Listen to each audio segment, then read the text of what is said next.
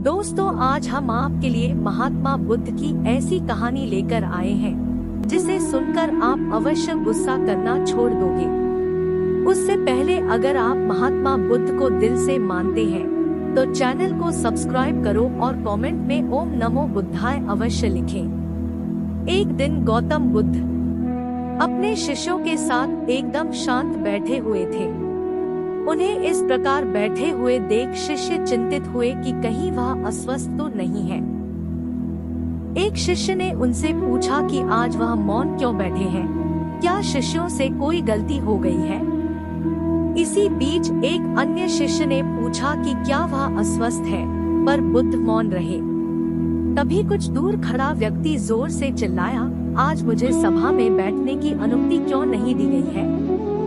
बुद्ध आंखें बंद करके ध्यान मग्न हो गए। वह व्यक्ति फिर से चिल्लाया, मुझे प्रवेश की अनुमति क्यों नहीं मिली। इसी बीच एक उदार शिष्य ने उसका पक्ष लेते हुए कहा कि उसे सभा में आने की अनुमति प्रदान की जाए। बुद्ध ने आंखें खोली और बोले, नहीं, वह अछूत है, उसे आज्ञा नहीं दी जा सकती। यह सुनकर शिष्यों को बड़ा आश्चर्य हुआ।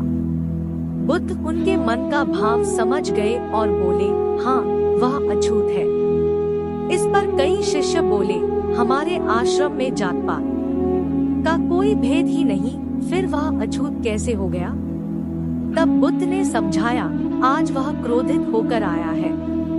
क्रोध से जीवन की एकाग्रता भंग होती है। क्रोधी व्यक्ति प्रायः मानसिक हिंसा कर बैठता है, इसलिए जब तक वह क्रोध में रहता है तब तक अछूत होता है। इसलिए उसे कुछ समय एकांत में खड़े रहना चाहिए। क्रोधित शिष्य भी बुद्ध की बातें सुन रहा था। पश्चाताप की अग्नि में तप कर वह समझ चुका था कि अहिंसा ही मनुष्य का महान कर्तव्य व परम धर्म है।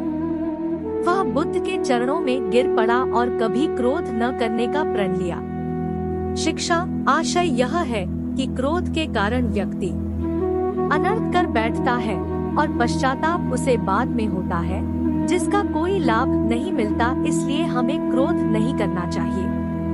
असल मायने में क्रोधित व्यक्ति अछूत हो जाता है और उसे अकेला छोड़ देना चाहिए।